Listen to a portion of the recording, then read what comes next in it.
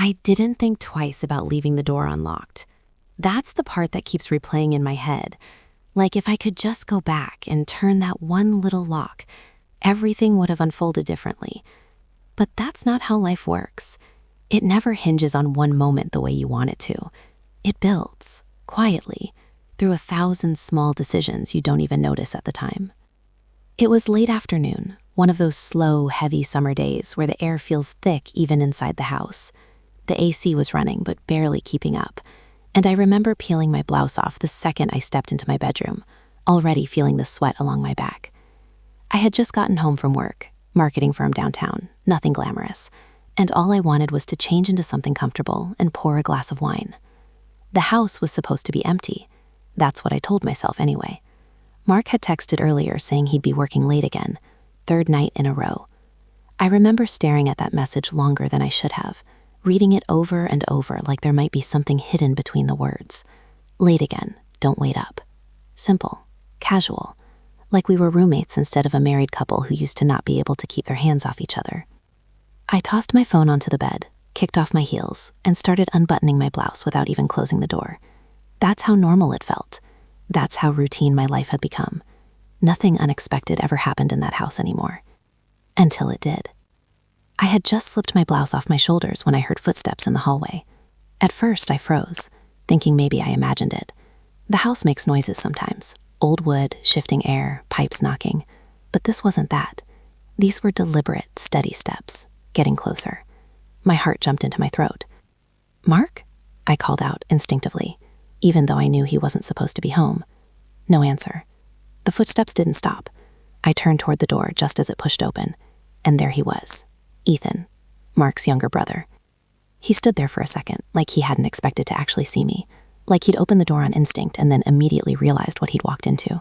His eyes widened just a fraction, and I felt this sudden, overwhelming awareness of my own body. Bare shoulders, bra strap slipping, blouse hanging loosely from my arms. "Oh shit," he said quickly, turning his head away, but not fast enough. Not before I saw it. That flicker in his eyes. Not shock, not embarrassment. Something else. "I thought you were," he started, then stopped himself, rubbing the back of his neck. "I didn't think anyone was home."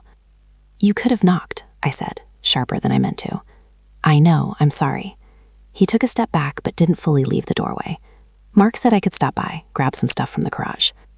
Of course he did. Mark was always lending things out, always making plans that didn't include me, always assuming I'd just go along with it. "It's fine," I muttered, pulling my blouse back up over my shoulders, even though my hands felt clumsy all of a sudden. "Just give me a second." Yeah, of course.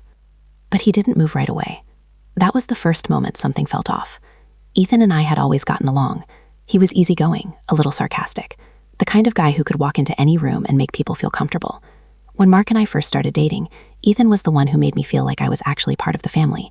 He'd joke with me, include me in conversations, tease Mark in a way that made me feel like I wasn't just the outsider girlfriend anymore.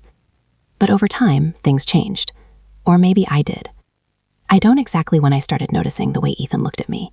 It wasn't constant. It wasn't obvious. But every now and then, I'd catch it. His gaze lingering just a little too long. His tone shifting slightly when it was just the two of us. I always brushed it off, told myself I was imagining it, that I was projecting my own loneliness onto something that wasn't really there. Standing there in my bedroom, half-dressed, with him still in the doorway, I realized I hadn't been imagining anything. "I'm decent," I said finally, more to break the silence than anything else. He glanced back at me, his eyes meeting mine for just a second before dropping again. "Right, sorry again, really. It's fine." But it wasn't, because now the air felt different. He stepped fully into the room this time, like the boundary had already been crossed and there was no point pretending otherwise. "You just got home?" "Yeah." "How was work?" "Same as always." We were making small talk, in my bedroom, after he'd just walked in on me changing. It should have felt awkward, uncomfortable enough that one of us would end it, but neither of us did. Instead, we stood there, caught in this strange, suspended moment that felt like it was stretching longer than it should. "You okay?" he asked suddenly. The question caught me off guard. "What?" "You just seem tired, more than usual." I let out a small laugh, crossing my arms over my chest without thinking. "I am tired. It's been a long week." "That's not what I meant." I looked at him then, really looked at him, and something in my chest tightened. "Then what did you mean?" He hesitated, like he was debating whether to say it. "I mean, you don't seem happy." The words landed harder than they should have. "I'm fine," I said quickly. He didn't look convinced. "You sure?" "Yes, Ethan," I forced a smile. "I'm sure." But even as I said it, I felt this flicker of something underneath. Something I'd been trying not to acknowledge for months, maybe longer. Because the truth was, I wasn't fine. Mark and I hadn't been fine for a while. We just hadn't said it out loud yet. Ethan exhaled slowly, like he was holding back more than he was saying. "If you ever need to talk or anything." "I have people to talk to," I interrupted, a little too defensively. "Yeah," he said quietly. "I know." Another silence, this one heavier. "I should go grab that stuff from the garage," he added, finally stepping back toward the door. "Yeah, you should." He paused in the doorway, his hand resting against the frame, and for a second I thought he was going to say something else. Something real. Something that would break whatever this tension was between us. But he didn't. Instead, he just nodded once and walked away. I stood there for a long time after he left, staring at the open doorway, my blouse still half-buttoned, my heart beating faster than it should have. I told myself it was nothing. Just an awkward moment, just bad timing. But deep down I knew that wasn't true. Because something had shifted. And once something like that shifts, you can't unfeel it. You can pretend. You can ignore it. You can bury it under routine and distractions and late-night texts that say, "Don't wait up." But it's still there, waiting. I tried to forget about it. That's the honest truth. I went downstairs, poured myself a glass of wine like I'd planned, turned on the TV, and sat there pretending everything was normal. Some random show played in the background, voices blending into meaningless noise, but I wasn't watching it. My mind kept drifting back upstairs, back to that moment. The way Ethan looked at me, the way he didn't immediately leave, the way I didn't tell him to. That part bothered me more than anything. Because I should have, right? I should have snapped at him, told him to get out, made it clear that what happened crossed a line. But I didn't. I stood there, talking to him like nothing was wrong, like we were just two people having a casual conversation instead of whatever that was. I took a long sip of wine, trying to push the thought away. It didn't work. I heard the garage door open a few minutes later, the metallic clatter echoing faintly through the house. He was still here. Of course he was. He said he came to grab something, and the garage was detached, so he'd probably be in and out for a while. I told myself not to think about him, so naturally, that's all I could think about. I hated that feeling, that pull. It felt wrong in a way I couldn't fully explain, like my instincts were trying to warn me about something I didn't want to acknowledge yet. Or maybe it wasn't a warning. Maybe it was something else. I set my glass down a little too hard on the coffee table and leaned back against the couch, staring at the ceiling. When was the last time Mark had looked at me like that? The question came out of nowhere, sharp and uncomfortable. I tried to answer it, but nothing came. Not recently, at least. Lately, everything between us had felt distant, mechanical, like we were going through the motions of a marriage instead of actually living inside one. He'd come home late, tired, barely saying more than a few words before disappearing into the shower or collapsing into bed. Our conversations had shrunk to logistics, groceries, bills, schedules, necessary things, empty things. Even when we were in the same room, it felt like there was a wall between us, and I didn't know when that wall had gone up or who put it there. Another sip of wine, this one slower. I heard the back door open. My body tensed before I could stop it. Footsteps again, moving through the kitchen this time. Not hesitant like before. Familiar. Comfortable. He didn't call out. Neither did I. For a second, I considered just staying on the couch, pretending I didn't hear him. Let him grab whatever he needed and leave. Keep everything simple. But something in me didn't want simple. I hated that realization the moment it hit. I stood up anyway. I told myself it was just to be polite, just to make sure he found what he needed. That's all. That's what I kept repeating in my head as I walked into the kitchen. Ethan was standing by the counter, a bottle of water in his hand. He looked up when he heard me, like he'd been expecting me to show up. "Hey," he said. "Hey." That same strange tension slipped back into place, like it had never left. "Find what you needed?" I asked, leaning against the doorway instead of stepping fully into the room. "Yeah," he said, twisting the cap off the bottle. "Just some tools Mark said I could borrow." Of course he did. There was a hint of something in my tone. Annoyance, maybe, and Ethan caught it immediately. "You okay?" he asked again. I let out a quiet sigh. "You already asked me that." "Yeah," he said. taking a sip of water. And you didn't really answer. I looked away, focusing on a spot on the floor. I said I'm fine. You said it, he corrected gently. That doesn't mean it's true. That hit a nerve. Why do you care so much? I asked, sharper this time. He didn't flinch. Because you're not just some random person. I let out a dry laugh. Right. I'm your brother's wife. That's exactly why you shouldn't be asking me stuff like this. His jaw tightened slightly, like he was holding something back.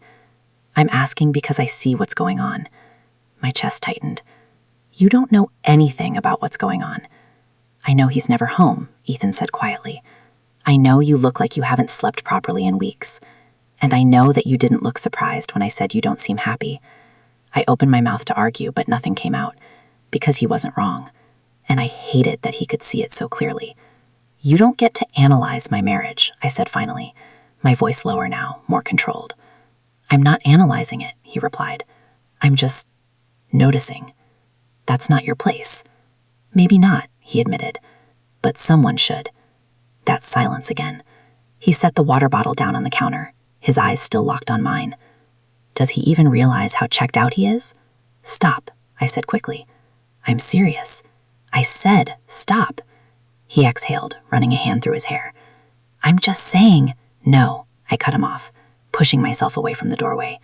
You don't get to say anything about him. That's your brother. And you're... He stopped himself, his expression shifting. I'm what? I pressed. He hesitated for just a second too long, and in that second, everything changed. You're not okay, he said finally, but his voice had softened, lost that edge from before. And you're pretending like it's fine. That's my problem, I snapped. Yeah, he said. It is. We were closer now. I hadn't even realized I'd stepped further into the kitchen until I was standing just a few feet away from him. Too close. Close enough that I could see the way his chest rose and fell a little faster than normal. Close enough that I could feel the heat between us, thick and undeniable. I should have stepped back. I didn't. Why are you doing this? I asked, my voice quieter now. Doing what? This. I gestured vaguely between us. Whatever this is. He looked at me for a long moment before answering. Because pretending it's nothing doesn't make it go away. My heart skipped. You think there's something? I asked, even though I already knew the answer. His eyes didn't leave mine. You don't? The question hung there, heavy and dangerous. I should have said no. I should have laughed it off, told him he was reading into things, shut it down completely. But instead, I just stood there, silent. And that silence said everything. Ethan took a slow step closer. Say it's nothing, he said quietly. I swallowed hard. It is. But even to my own ears, it didn't sound convincing. He noticed. Then why are you looking at me like that? He asked. My breath caught. I'm not. You are, he said, his voice low, almost a whisper now. And you know it. I felt trapped in that moment, like the walls of the kitchen were closing in around us. This wasn't supposed to happen. None of this was supposed to happen. You should go, I said, but my voice lacked any real force. He didn't move. You want me to? He asked. Yes, that's what I should have said. Yes, I repeated, but softer this time. Not convincing, not final. He searched my face for a second, like he was trying to read something deeper, something I wasn't even fully aware of myself.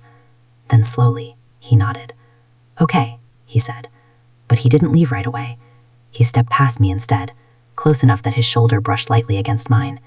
It was nothing, barely a touch, but it sent a sharp, unexpected jolt through my entire body. I sucked in a breath, my eyes closed for just a second. And in that second, I knew. This wasn't over, not even close. I barely slept that night. I kept replaying everything in my head, over and over, like my brain was trying to make sense of something it didn't fully understand yet. The way he looked at me, the way he stood in the doorway and didn't leave, the way I didn't make him leave. And that moment in the kitchen, that small, almost accidental touch when he brushed past me. It shouldn't have meant anything, but it did. It lingered in my body in a way that made me uncomfortable, like I was reacting to something I had no business reacting to. I hated that feeling, hated how aware I suddenly was of him, of the space he occupied in my life, of the fact that he wasn't just Mark's younger brother anymore. Somewhere along the way, something had shifted, and I couldn't ignore it anymore. Mark came home a little after midnight. I heard the front door open, the familiar sound of his keys hitting the entryway table, his footsteps heavy and slow as he walked inside. I stayed in bed, staring at the ceiling, pretending to be asleep, even though my heart started racing the second I heard him. He paused in the doorway of our bedroom. I could feel it, that quiet moment where he just stood there, probably looking at me, maybe debating whether to wake me up or not. He didn't. "Hey," he said softly, even though I hadn't moved. I kept my breathing steady, eyes closed. "Long day," he muttered to himself, more than to me. Then he disappeared into the bathroom. That was it. No kiss, no real acknowledgement, no curiosity about my day, about anything. Just routine, just distance. I waited until I heard the shower turn on before opening my eyes. And for the first time, I felt something I hadn't let myself fully feel before. Resentment. Not loud, not explosive, just quiet and steady, sitting deep in my chest like it had been there longer than I realized. I turned onto my side, facing away from the bathroom, pulling the blanket up slightly even though I wasn't cold. I wanted to feel something from him, anything, but there was nothing left to reach for. The next morning felt strange, like everything looked the same on the surface, but underneath, something had changed. I moved through my routine automatically, coffee, shower, getting dressed, but my mind kept drifting back to the night before, to Ethan. I told myself I wouldn't see him again for a while, that whatever tension existed between us would fade if there was enough distance, that it had just been a weird, isolated moment. I held on to that idea like it was something solid. It didn't last. Around noon, my phone buzzed. I was at my desk, half focused on a project, when his name popped up on the screen. Ethan. My stomach tightened instantly. I stared at the message for a few seconds before opening it. "Hey, I feel like yesterday got weird. Just wanted to say I'm sorry if I made you uncomfortable." Simple, direct. And somehow that made it worse, because now it was real. Now it wasn't just something that happened and got buried under silence. He was acknowledging it, naming it. I typed out a response, then deleted it. Typed another one, deleted that too. I didn't know what to say. Was I uncomfortable? Yes, but not in the way I should have been. That was the problem. After a minute, I finally replied. "It's fine, just caught me off guard." I stared at the message after sending it, wondering if it sounded too casual, too dismissive, or maybe not enough. He responded almost immediately. "Yeah, me too." I exhaled slowly, leaning back in my chair. That should have been the end of it. It wasn't. Another message came through. "Can I ask you something?" My fingers hovered over the screen. I hesitated longer this time. Then I typed, "Depends what it is." A few seconds passed. Then, "Are you actually okay?" There it was again. That question, the one I couldn't seem to escape. I felt a flicker of irritation, mixed with something else I didn't want to name. "Why do you keep asking me that?" I replied. "Because you didn't answer me yesterday." I stared at that. My chest felt tight again, like it had the night before. I could have shut it down, easily. Could have told him to stop, to mind his own business, to respect boundaries that were already starting to blur. Instead, I found myself typing something else. "I don't know," I wrote. The 3 dots appeared instantly. "Don't know what?" "If I'm okay," I admitted. There was a longer pause this time, long enough that I wondered if I'd said too much. Then his reply came through. "Yeah," I figured. I swallowed, my throat suddenly dry. "Figured what?" "That you've been holding a lot in." I stared at that message, my mind racing. He saw me. That was the simplest way to put it, in a way that Mark hadn't in a long time, and that realization hit harder than anything else. "I should get back to work," I typed quickly, suddenly feeling exposed. "Yeah," he replied, of course. Another pause. Then, "But if you ever need to talk," I meant what I said. I didn't respond after that. I couldn't, because a part of me wanted to say yes, and that part scared me. The rest of the day dragged on. I couldn't focus, couldn't shake the feeling that I'd crossed some invisible line just by having that conversation. Even though nothing had technically happened, not really, but something had started. That evening, Mark texted again, "Running late, don't wait up."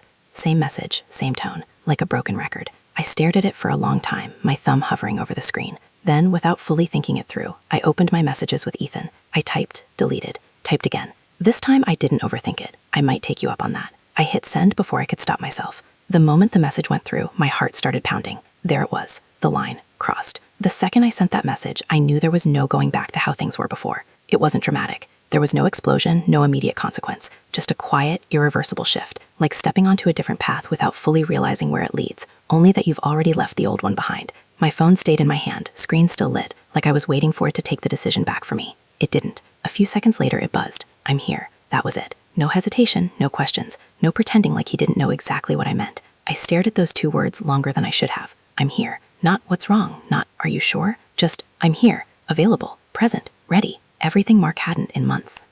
I grabbed my keys before I could talk myself out of it. I didn't leave a note, didn't text Mark, didn't tell anyone where I was going. I just walked out of the house, got into my car, and drove. The sun was starting to set, casting that soft golden light across the streets, the kind that usually feels calm, almost peaceful. But that night, it just made everything feel more surreal, like I was watching myself from a distance. Ethan lived about 15 minutes away, a small apartment complex just off a main road. Nothing fancy, but clean. I'd been there before, a handful of times, usually with Mark. It always felt casual back then, harmless. This time felt different before I even parked. I sat in the car for a minute after turning off the engine, my hands still gripping the steering wheel.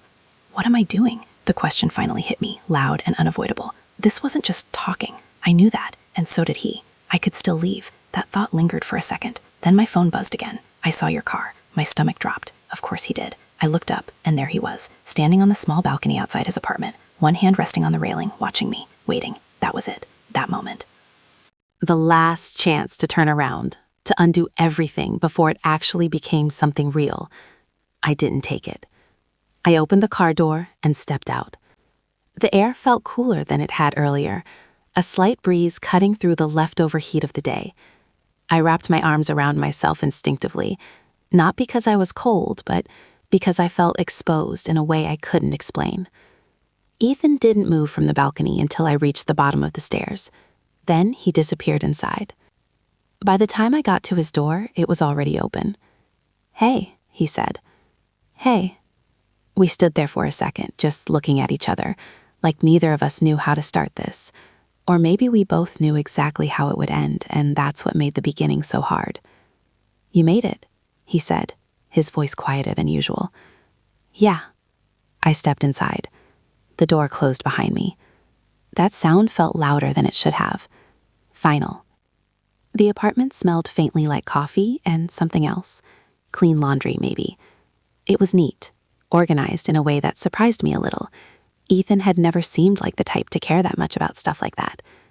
"Do you want something to drink?" he asked. "Water's fine." He nodded, heading into the kitchen while I stayed near the door, suddenly unsure of where to put myself. This wasn't my space. And yet, I'd chosen to be here. That thought made my chest tighten. He came back a moment later, handing me a glass of water. Our fingers brushed briefly when I took it, and just like the night before, that small contact sent a sharp awareness through me. We both noticed. Neither of us said anything. "Do you want to sit?" he asked, gesturing toward the couch. "Yeah." I sat on one end. He sat on the other. Too far a touch, close enough to feel the distance. For a few seconds, neither of us spoke. Then he leaned forward slightly, resting his elbows on his knees, his hands clasped together. "So," he said quietly, "talk to me." That's simple. No pressure, no expectations, just an opening. I stared down at the glass in my hands, watching the way the light reflected off the surface. "I don't even know where to start," I admitted. "Start anywhere." I let out a slow breath. "It's just, everything feels off lately," I said. "With Mark, with my life, I don't know." He didn't interrupt, didn't offer advice, just listened, and that made it easier to keep going. "We used to be good," I continued, "like really good, and I don't know when it changed, but somewhere along the way it just stopped feeling like us." Ethan's jaw tightened slightly at Mark's name, but he stayed quiet. "He's never home anymore," I said, "and even when he is, it's like he's somewhere else. I try to talk to him, and it just goes nowhere. It's like I'm talking to a wall." "That's not how it's supposed to be," Ethan said softly. "I know." "And you've told him this?" I hesitated. "Not like this." "Why not?" "Because I was afraid of the answer. Because I didn't want to hear him say he didn't care. Because it felt easier to just exist in the silence than risk breaking it completely." "I don't know," I said instead. Ethan studied me for a moment, like he could see right through that answer. "You deserve better than that," he said finally. The words hit harder than they should have. "Don't say that," I replied quickly. "Why not? It's true. You're his brother. And you're—" He stopped again, catching himself just like he had the day before. I looked up at him. "Say it." His eyes locked onto mine, something unspoken building in the space between us. "And you're someone I care about," he finished. My heart skipped. The room felt smaller all of a sudden. "Ethan," I started, but I didn't know what I was trying to say. A warning? a boundary, or something else entirely? He shifted slightly, turning more toward me. "This isn't just about you and Mark," he said quietly. "You know that, right?" My breath caught. "I don't." "You do," he said, his voice low but steady. "You felt it yesterday. I felt it too." There it was, out in the open, no more pretending. "No," I said, but it came out weak. "We just had a weird moment." "It wasn't just a moment." "It was," I insisted, even though I didn't believe it. He leaned closer, not touching, not yet, but close enough that I could feel the heat of him, the tension pulling tight between us. "Then look at me and tell me you don't feel anything right now," he said. I froze, because I couldn't, and we both knew it. Silence filled the space between us again, heavier than before. My heart was pounding so hard I could hear it in my ears. This was it, the edge. All I had to do was stand up, walk out, and everything could still be contained. Messy, maybe, complicated, but not this. But I didn't move. Neither did he. And that stillness said everything. His hand lifted slowly, like he was giving me time to stop him. I didn't. His fingers brushed lightly against my arm, soft, careful, like he was testing something fragile. I sucked in a breath, my entire body reacting before my mind could catch up. "Say something," he murmured. I should have. Instead, I just looked at him, and that was all the permission he needed. He leaned in, closer, closer, and then I didn't pull away. I didn't pull away. That's the part I've tried to rewrite in my head 100 different ways. I've imagined myself standing up, stepping back, saying something firm enough to break the moment clean in half. I've replayed it with a version of me who had more control, more clarity, more loyalty. But that's not what happened. What happened was I stayed exactly where I was, and when he leaned in, I let him. The first contact wasn't rushed. It wasn't desperate or aggressive like something reckless. It was slow, almost hesitant, like he was giving me one last chance to stop it before it became real. I didn't take that chance. His lips brushed mine, soft and uncertain at first, like he was testing whether I'd respond or pull away. I didn't. If anything, I leaned into it. And the second I did, everything shifted. That hesitation disappeared. Not completely, but enough that the kiss deepened, became something intentional, something chosen. My heart was pounding so hard it felt like it might actually hurt. Every thought in my head was screaming at me to stop, to think about what I was doing, about who he was, about who I was. But none of those thoughts were strong enough to break through what I was feeling in that moment. Because for the first time in a long time, I felt wanted. That's the part no one talks about. It wasn't just about him. It wasn't even really about attraction, not at first. It was about the way he looked at me, the way he paid attention, the way he noticed things I hadn't realized were visible, the way he made me feel like I wasn't invisible. And that feeling, it's dangerous, because once you get a taste of it after going without for so long, it's almost impossible to ignore. I pulled back slightly, just enough to catch my breath, but not enough to create real distance. My hands were resting lightly against his chest, and I could feel his heartbeat too, fast, uneven. "This is a mistake," I whispered. I meant it, but I didn't move. Ethan didn't pull away either. His forehead rested lightly against mine, his breath still uneven. "Then tell me to stop," he said quietly. I closed my eyes. I should have. God, I should have. But instead, I just shook my head, and that was it. That was the moment everything crossed from something emotional into something physical, something real, something that couldn't be undone no matter how much I wanted it to be. He kissed me again, and this time there was no hesitation at all. It wasn't rushed, but it was certain, confident in a way that made it feel like he'd been holding this back for longer than I realized. My hands moved without me really thinking about it, gripping slightly at his shirt as if I needed something to ground me, something to remind me this was actually happening, because it didn't feel real. It felt like something outside of my life, like a moment that existed in its own separate space, where consequences didn't reach. But they do. They always do. I don't know how long we stayed like that. Time blurred in a way that made it impossible to measure. It could have been minutes. It could have been longer. Eventually, I pulled back again, this time more deliberately. "We can't do this," I said, my voice shaking slightly. Ethan didn't argue right away. He just looked at me. And that look, it wasn't guilt, it wasn't regret, it was something more complicated.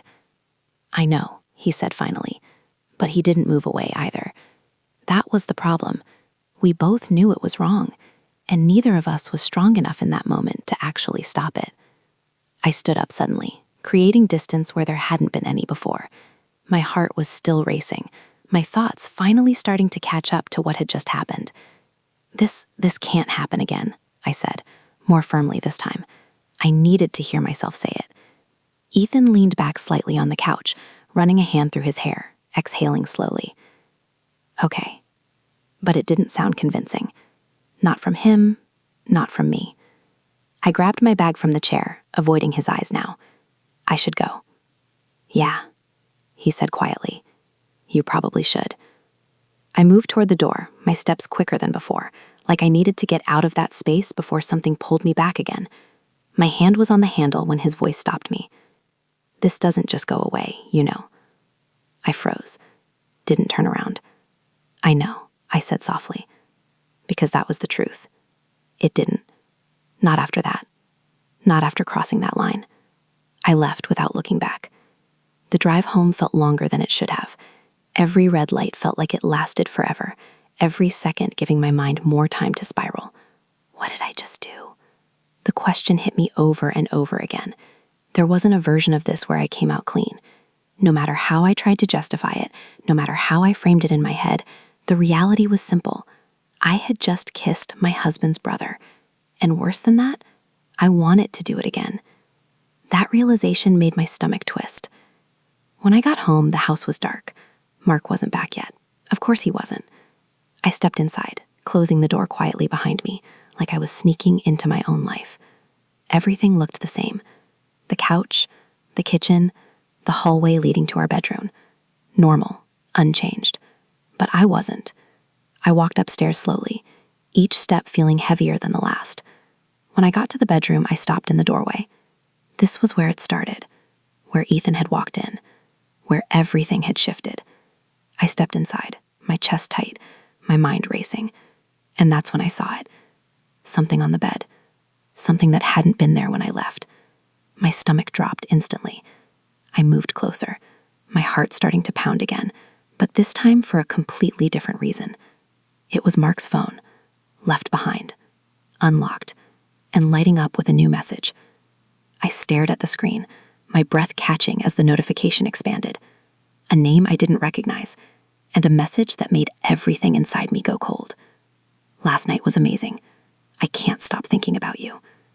I felt like the floor dropped out from under me, because in that moment, everything made sense.